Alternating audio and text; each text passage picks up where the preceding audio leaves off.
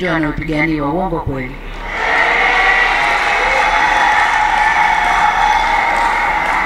Utakuta watu wanafokeana, wanapigana, wana nini, ukicheki majana dume mawili matatu wanapigana, katikati kuna mwanamke mzuri.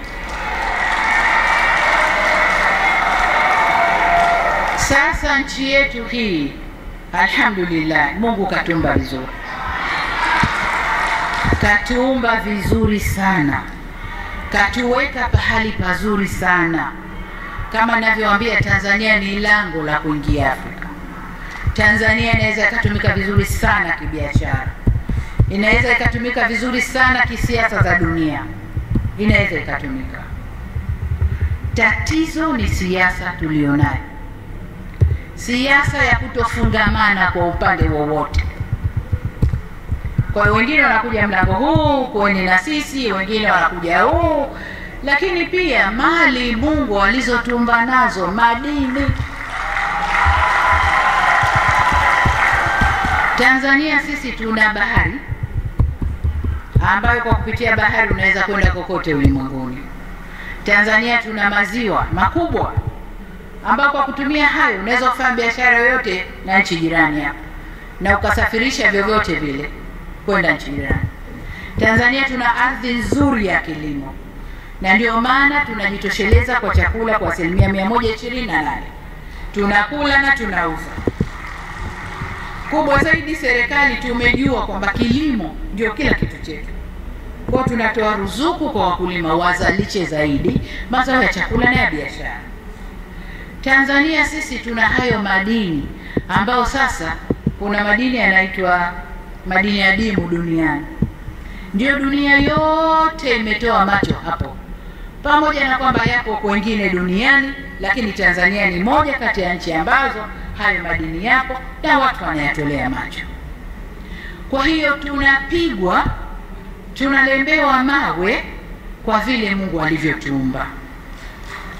Sasa nataka niwaambie, maumbile yetu na utajiri wetu isiwe laana tukauana sisi kwa kuchawishiwa na wanaotolea macho nchi yetu. Hapana. Mjenga nchi ni mwananchi.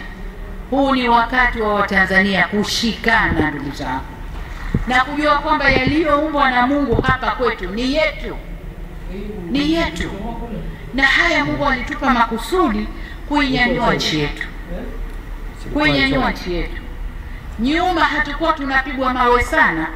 Tuko tunahesabika tu ni nchi maskini inayoendelea polepole na nini, lakini tulivyofungua utajiri, tukatumia rasilimali zetu kwa utalii, tukatumia madini yetu kibiashara, tukatumia bahari yetu na maziwa yetu kujenga uchumi wetu, hili sasa ndilo linaloumiza watu huko ulimwenguni. Kwa hiyo huu si wakati wa kukaa tukanyosheana kidole sisi kwa sisi. Tanzania ni wakati wa Tanzania kushikana, tukasema Tanzania ni yetu, Mungu aliiumba hapa kwetu na lazima itufaidishe sisi wa Tanzania.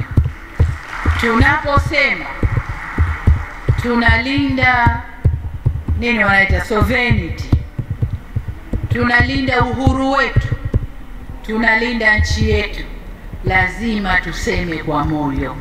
Sisi wazee ambao tunakwenda zetu na vijana mlioinuka hapa wa under 50, sisi tunaondoka, tunawaachia nyinyi. Hatujui kati yenu nje ya nyinyi nani anakuja kuwa rais hapa, lakini hilo mlijue vizuri sana. Mlijue vizuri sana. Na kwa bahati mbaya maumbile ya mwanadamu yanakushawishika. Wameweza kuwashawishi watu wetu wengine na ndo hao wanaotekeleza. Na ndio maana nikasema mradi huu uliotokea una walioupanga, kuna washitiri, kuna watekelezaji. Kwa hiyo kuna washitiri na watekelezaji ndani ya nchi yetu ambao hatupaswi kwa namna yote ile kuwaachia watu vuruge.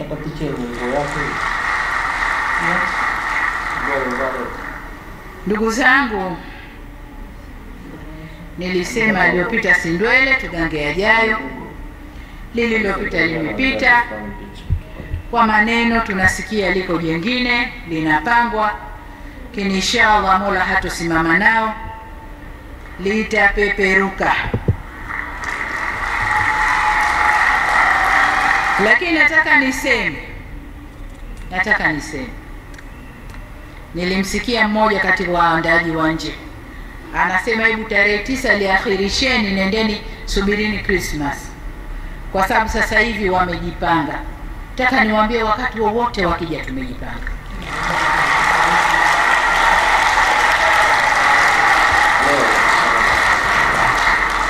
Wakati wowote wakija tumejipanga.